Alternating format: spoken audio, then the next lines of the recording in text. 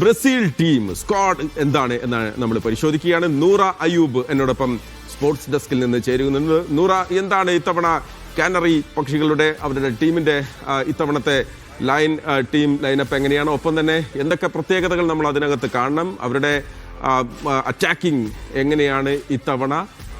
അവസാന തേർഡിലേക്ക് എത്തുമ്പോൾ അറ്റാക്കിംഗ് വന്നിരിക്കുന്ന മാറ്റങ്ങൾ എന്തെങ്കിലും ഉണ്ടോ? നമ്മൾ ഇത്തവണ എന്തൊക്കെ ബ്രസീലിൽ നിന്ന് പ്രതീക്ഷിക്കേണ്ടതുണ്ടെന്ന് പറ. മഹേഷ്, മൊത്തത്തിൽ ഈ ഒരു ടീമിന് അല്ലെങ്കിൽ ഈ ഒരു സ്ക്വാഡിനെ അനലൈസ് ചെയ്യുമ്പോൾ ഫാൻസിനെ ആശ്വസിക്കാൻ പറ്റുന്ന ഒരു സ്ക്വാഡ് തന്നെയാണ്. കാരണം സ്റ്റാർട്ടിംഗ് 11 കുഴപ്പമില്ലാത്ത രീതിയിലാണ് കാർലോ ആൻസലോട്ടി ഒരുക്കിയിട്ടുള്ളത്. പക്ഷെ അപ്പോഴും അവരുടെ ഫുൾ ബാക്ക് ആശങ്ക തരുന്ന ഒരു സംഭവം തന്നെയാണ്. മാത്രമല്ല സ്ക്വാഡ് ഡെപ്ത് എത്രത്തോളം ഉണ്ടെന്നുള്ളത് ചർച്ച ചെയ്യപ്പെടേണ്ട ഒരു വിഷയം തന്നെയാണ്. നമുക്ക് എന്തായാലും ഇവരുടെ സ്ക്വാഡ് പരിചയപ്പെടാം. ഗോൾ കീപ്പിംഗിൽ നമുക്കറിയാം അലിസൺ ബെക്കർ ഏറ്റവും കൂടുതൽ ബ്രസീൽ നാഷണൽ ടീമിന് വേണ്ടി ഏറ്റവും കൂടുതൽ ക്ലീൻ ഷീറ്റ് നേടിയ ഗോൾ കീപ്പറാണ് അലിസൺ ബെക്കർ. 2019 കോപ്പ അമേരിക്ക അവർ വിജയിച്ചപ്പോൾ അവരുടെ കൂടെ ഉണ്ടായിരുന്ന ഗോൾ കീപ്പറാണ് അലിസൺ ബെക്കർ. കൂടെ എഡേഴ്സൺ ഉണ്ട്, വെവർട്ടൺ ഉണ്ട്. ഇനി ഈ ഒരു പൊസിഷൻ ഞാൻ നേരത്തെ പറഞ്ഞ ഈ ഒരു ഫുൾ ബാക്ക് പൊസിഷനിലാണ് നമുക്കൊരു ആശങ്ക വരുന്നത്. കാരണം 2 ഫുൾ ബാക്ക് സൈഡിലുമുള്ളത് പ്രായം കൂടുതലുള്ള ഏജ്ഡ് ആയിട്ടുള്ള പ്ലെയേഴ്സാണ്. പക്ഷെ അവർക്കൊപ്പം എക്സ്പീരിയൻസും ഉണ്ട് എന്നുള്ളത് മറ്റൊരു ഫാക്റ്റാണ്.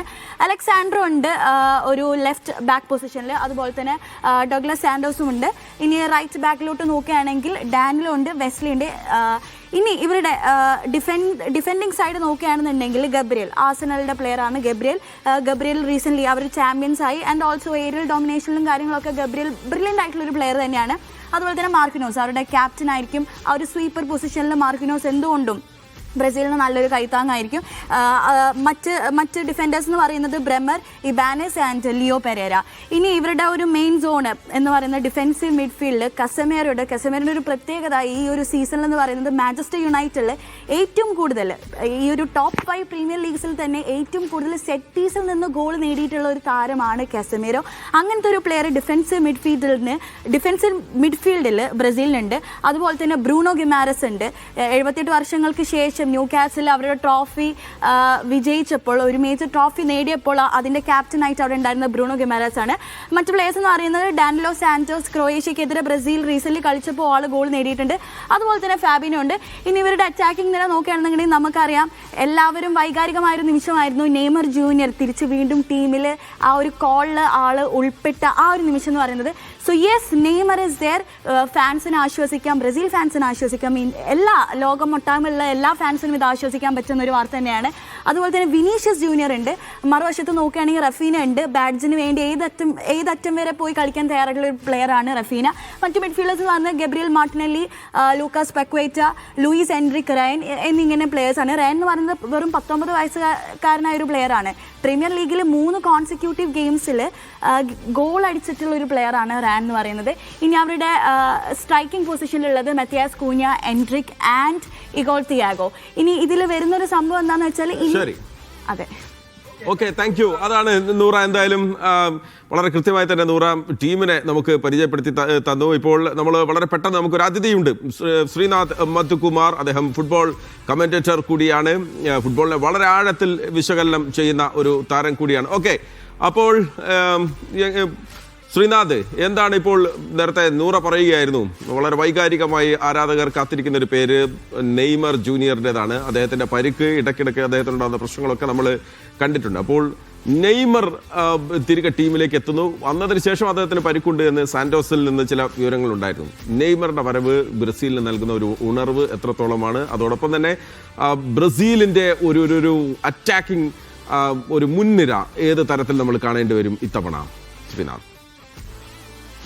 നമസ്കാരം മഹേഷ്. ഡെഫിനറ്റ്ലി നെയ്മറുടെ ആ വരവ് ആ ഒരു ടീമിനെ സംബന്ധിച്ചിടത്തോളം ഉണ്ടാക്കുന്ന ഒരു മൊറൽ ബൂസ്റ്റ് വളരെ ഇമ്പോർട്ടന്റ് ആണ്. കാരണം ആ ഒരു ടീമിനെ സംബന്ധിച്ചിടത്തോളം പരിപൂർണ അർത്ഥത്തിൽ ആ ഒരു ടീമിന്റെ മൊറാൽ മുന്നിലേക്ക് കൊണ്ടുപോകാൻ, ആ ഒരു അജിലിറ്റിയോട് കൂടിയുള്ള നല്ല എൻഡ്യൂറൻസോട് കൂടിയുള്ള ഒരു ഗെയിം മുന്നിലേക്ക് കൊണ്ടുപോകാൻ ഈ യുവതാരങ്ങളെ വളരെ കൃത്യമായ രീതിയിൽ പ്രചോദിപ്പിക്കുന്ന ഒരു പ്ലെയർ കൂടിയാണ് നെയ്മർ.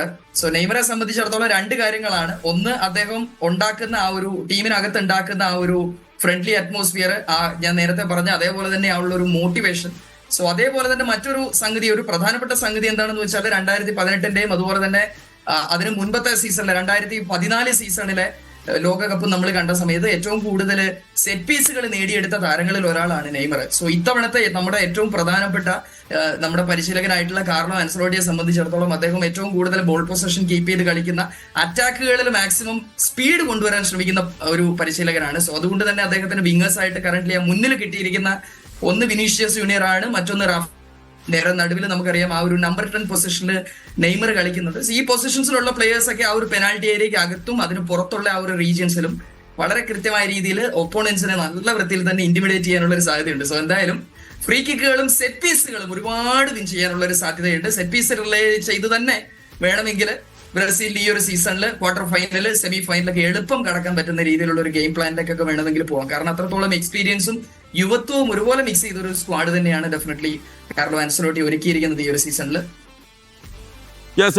ഞാൻ വരാം, ഞാൻ ശ്രീനാഥ് വരാം. ഞാൻ കാർലോ ആൻസലോട്ടിയിലേക്ക് നമ്മൾ നൂറയിലേക്ക് ഒന്ന് പോവുകയാണ്. നൂറ, അപ്പോൾ ഈ ആൻസലോട്ടിയെ സംബന്ധിച്ചിടത്തോളം അദ്ദേഹം ഈ ടീമിനെ ഒരുക്കിയെടുക്കുന്ന സമയത്ത് മുൻനിരയിലെ നമുക്കറിയാം മത്തേസ് കുഞ്ഞയുണ്ട്, എൻട്രിക് ഉണ്ട്, ഇഗോർ തിയാഗോ ഉണ്ട്, അതോടൊപ്പം തന്നെ ഒരു വശത്ത് വിനീഷ്യസ് ജൂനിയറും ഗബ്രിയേൽ മാർട്ടിനെല്ലിയും അത്യാവശ്യം മാറ്റി അവർക്ക് എവിടെ വേണമെങ്കിലും കളിപ്പിക്കാവുന്ന താരങ്ങൾ, നെയ്മർ, പെക്വേറ്റ, പെക്വേറ്റയ്ക്ക് എങ്ങനെയും വലത് വിങ്ങിൽ റഫീഞ്ഞയുടെ ഒരു ആധിപത്യം. അപ്പോൾ എന്താണ് ആൻസലോട്ടി ഈ കാര്യത്തിൽ നൽകുന്ന ഒരു സൂചന? എന്താണ്?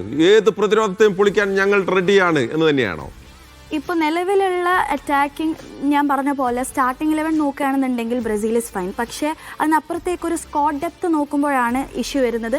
ഇപ്പോൾ പെഡ്രോ എന്ന് പറയുന്ന പ്ലെയറെ ഇവിടെ നിലവിൽ പ്ലേസ് ചെയ്തിട്ടുള്ള 2 പ്ലെയേഴ്സ് എന്ന് പറയുന്നത് ഗബ്രിയേൽ മാർട്ടിനെല്ലി, ലൂക്കാസ് പെക്വേറ്റ. ഇനി മൂന്നാമത് ആ സൈഡിൽ നോക്കുകയാണെന്നുണ്ടെങ്കിൽ ലൂയിസ് എൻട്രിക് ഉണ്ട്. പക്ഷേ ഇവരുടെ നോക്കുകയാണെങ്കിൽ ഗബ്രിയേൽ മാർട്ടിനെല്ലി ഈ സീസണിൽ ക്ലബിന് വേണ്ടി ആകെ ഒരു ഗോൾ മാത്രമേ അടിച്ചിട്ടുള്ളൂ. ഇനി ലൂക്കാസ് പെക്വേറ്റ നോക്കുകയാണെന്നുണ്ടെങ്കിൽ ആള് അത്രയധികം പ്ലേയിങ് ടൈം കിട്ടാത്തൊരു പ്ലെയറാണ് ലൂക്കാസ് പെക്വേറ്റ. ആൻഡ് ലൂയിസ് എൻട്രിക്കും 5 ഗോളും 3 അസിസ്റ്റും. പക്ഷേ ആ സ്ഥാനത്തേക്ക് നമ്മൾ പെഡ്രോ എന്ന് പറയുന്ന ഒരു പ്ലെയറെ ഒന്നെങ്കിൽ ഇവിടെ ഒരു ലെഫ്റ്റ് സൈഡിലോ അല്ലെങ്കിൽ സെൻറ്ററിലോ പ്ലേസ് ചെയ്യുകയാണെന്നുണ്ടെങ്കിൽ ആൾ 15 ഗോളും 5 അസിസ്റ്റുമാണ് നേടിയിട്ടുണ്ടായിരുന്നത്. ഇനി അത് മാത്രമല്ല ആൻ്റണി എന്ന് പറയുന്ന റിയൽ ബെറ്റിസിൻ്റെ പ്ലെയർ, ആളും ഈ ഒരു സ്ക്വാഡിൽ തീർച്ചയായിട്ടും ഒരു പവർ കൊടുക്കുന്ന ഒരു പ്ലെയർ തന്നെയായിരുന്നു ആൻ്റണി. അപ്പോൾ ഇങ്ങനത്തെ 2 പ്ലെയേഴ്സിനെ മാറ്റി വെച്ചിട്ടാണ് ഗബ്രിയേൽ മാർട്ടിനെല്ലിയും അതുപോലെ തന്നെ ലൂക്കാസ് പെക്വേറ്റക്കും അവിടെ ചാൻസ് കൊടുത്തിട്ടുള്ളത്. ഇനി ഡിഫൻസ് സൈഡിൽ നമ്മൾ നോക്കുകയാണെന്നുണ്ടെങ്കിൽ നമ്മളറിയാം, നമ്മൾ ഓൾറെഡി പറഞ്ഞു ബ്രസീലിൻ്റെ എക്കാലത്തെയും പവർ തരുന്നത് അവരുടെ ആ ഒരു ഫുൾ ബാക്സിലാണ്. ഡാനി ആൽവസ്, മാർസലോ കഫു, ഇങ്ങനത്തെ ഒരുപാട് പ്ലെയേഴ്സ് നമ്മൾ കണ്ടിട്ടുള്ളതാണ് ബ്രസീൽ. പക്ഷേ ഈ പ്രാവശ്യം നമ്മൾ നോക്കുകയാണെന്നുണ്ടെങ്കിൽ ആ ഒരു എലൈറ്റ് ഫുൾ ബാക്സ് നമുക്ക് കാണാൻ സാധിക്കുന്നില്ല. മേ ബി ബെറാൾഡോ എന്ന് പറയുന്ന PSG അധികം പ്ലേയിങ് 11 കിട്ടിയിട്ടില്ല. പക്ഷേ ബെറാൾഡോ അവിടെ പ്ലേസ് ചെയ്തിട്ടുണ്ടായിരുന്നെങ്കിൽ സെൻറ്റർ ബാക്കിലും ലെഫ്റ്റ് ബാക്കിലും ഈവൻ ഡിഫൻസീവ് മിഡ്ഫീൽഡിൽ പോലും ആൾക്ക് ഫില്ല് ചെയ്ത് കളിക്കാൻ പറ്റുമായിരുന്നു. ശരി, താങ്ക് യു നൂറ. എന്തായാലും അപ്പോൾ നമ്മൾ ഒരിക്കൽ കൂടി ശ്രീനാഥിലേക്ക് പോവാണ്. ശ്രീനാഥ്, ഒരു കാര്യം കൂടി, ഇപ്പോൾ ഗോൾ കീപ്പർമാരുടെ പേര് ഇപ്പോൾ അലിസൺ ബെക്കർ, ഒപ്പം തന്നെ എഡേഴ്സൺ, വെവേർട്ടൻ ഉൾപ്പെടെയുള്ള താരങ്ങളുണ്ട്. അപ്പോൾ കോച്ചാകെ ടെൻഷൻ അടിച്ചു പോകും ആരെ ഗോൾ വല കാക്കാൻ ഏൽപ്പിക്കണം എന്നുള്ളത്. കാരണം അത്രയേറെ പ്രതിഭാധനരായിട്ടുള്ള താരങ്ങൾ ഉള്ളതാണ്. ആരായിരിക്കും ശ്രീനാഥ് അതിലൊരു ഫസ്റ്റ് ചോയ്സ്? പക്ഷേ തീർച്ചയായിട്ടും ഈ ഒരു സ്ക്വാഡ് പ്രഖ്യാപിക്കുന്നതിന് മുൻപും കാർലോ ആൻസലോട്ടി വലിയ ടെൻഷനിൽ തന്നെ ആയിരുന്നിരിക്കാം ഉണ്ടായിരിക്കുന്നത്. കാരണം ആ സെയിം പൊസിഷനിൽ കളിക്കാൻ ഇനിയും നമുക്ക് നല്ല ക്വാളിറ്റിയുള്ള പ്ലെയേഴ്സ് ഉണ്ട്. നമുക്കറിയാം ബെൻഡോ ഓൾറെഡി പുറത്താണ്, അതേപോലെ തന്നെ ഹ്യൂഗോ സോസ പോലെയുള്ള പ്ലെയേഴ്സ് ഒക്കെ സെയിം പൊസിഷനിൽ കളിക്കാൻ വളരെ ബ്രില്യന്റ് ആയ ഗോൾ കീപ്പേഴ്സ് ആണ്. പക്ഷെ അവരെ ഒന്നും പരിഗണിക്കാൻ പറ്റാതെ 3 പേരെ മാത്രം എടുത്തുകൊണ്ട് പോകുന്ന സമയത്ത് തന്നെ കാർലോസ് ആൻസലോട്ടിയെ സംബന്ധിച്ചിടത്തോളം ആ ഒരു പ്രഷർ നമുക്ക് ഫീൽ ചെയ്യാവുന്നതാണ്. സോ അലിസനെ സംബന്ധിച്ചിടത്തോളം ചെറിയ തോതിലുള്ള ഒരു പരിക്ക് അദ്ദേഹത്തെ അലട്ടുന്നതായിട്ട് നമ്മൾ പ്രീവിയസ് ഗെയിമുകളിലൊക്കെ കണ്ടിരുന്നു. സോ അതുകൊണ്ട് തന്നെ അലിസൺ ഒരു ഫസ്റ്റ് ചോയ്സ് തന്നെയായിരിക്കും. സെക്കൻഡ് ചോയ്സ് ആയിട്ടായിരിക്കും എഡേഴ്സൺ വരിക.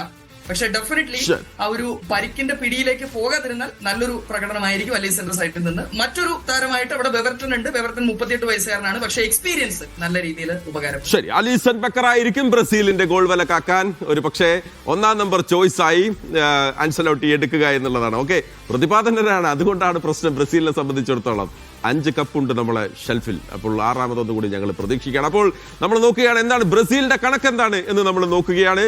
ബ്രസീൽ പങ്കെടുത്തിരിക്കുന്നത് 23 ലോകകപ്പ്, ഇതുവരെ നടന്ന 23 ലോകകപ്പിൽ ബ്രസീൽ കളിച്ചിട്ടുണ്ട്, ഇറങ്ങിയിട്ടുണ്ട്. ആകെ 114 മത്സരങ്ങൾ ബ്രസീൽ പങ്കെടുത്തു. 76 ജയങ്ങൾ ലോകകപ്പിൽ ബ്രസീലിനുണ്ട്. 19 സമനില, 19 തോൽവി. ആകെ നേടിയ ഗോളുകൾ 273 ഗോളുകൾ അടിച്ചുകൂട്ടി ബ്രസീൽ ലോകകപ്പിൽ. വഴങ്ങിയ ഗോളുകളുടെ എണ്ണം 108 എന്നുള്ളതാണ്. 5 ലോകകപ്പുകൾ ബ്രസീലിന്റെ ഷെൽഫിലുണ്ട്. 1958, 62, 70, 1994, ഇറ്റലിക്കെതിരെ ജിയാൻ ലൂക്ക പഗ്ലിയുക്കയുടെ ഗോൾ വല തുളച്ചു കയറി ഗോൾ അടിച്ചു കുട്ടി റൊമാരിയോ ബെപ്പറ്റോ സഖ്യം നേടിക്കൊടുത്ത മനോഹരമായ ഒരു ജയം 94-ൽ 2002-ൽ അവിടെ വീണ്ടും കപ്പ് നേടുന്നു. 2002-ന് ശേഷം ബ്രസീലിന് കപ്പില്ല കേട്ടോ. അപ്പോൾ ഇത്തവണ ബ്രസീൽ ഇറങ്ങുന്നത് അതിനുവേണ്ടിയാണ്. ഇനി ബ്രസീലിന്റെ മത്സരങ്ങൾ. ബ്രസീൽ വേഴ്സസ് മൊറോക്കോ മത്സരം ജൂലൈ 14-ന് പുലർച്ചെ 3:30 ആരാധകരെ പുലർച്ചുറങ്ങാതെ കാത്തിരുന്നോളൂ 3:30. ഒപ്പം ബ്രസീൽ വേഴ്സസ് ഹെയ്ത്തി ജൂലൈ 20-ന് രാവിലെ 6 മണിക്ക് നേരം പുലരുമ്പോൾ ബ്രസീൽ ഉണരും. ബ്രസീൽ വേഴ്സസ് സ്കോട്ട്ലാൻഡ് 1918 സ്കോട്ട്ലൻഡ് ആദ്യമായി ലോകകപ്പിലെത്തുകയാണ്. ബ്രസീലുമായി അവരുടെ മത്സരം ജൂലൈ 25 പുലർച്ചെ 3:30. അതാണ് ഗ്രൂപ്പ് ഘട്ടങ്ങളിലെ മത്സരങ്ങൾ എന്ന് പറയുന്നത്. അപ്പോൾ ബ്രസീൽ ഒരുങ്ങി, ബ്രസീൽ ആരാധകരെ ഒരുങ്ങിക്കോളൂ. ഇത്തവണ ഗംഭീര ടീമാണ് കേട്ടോ.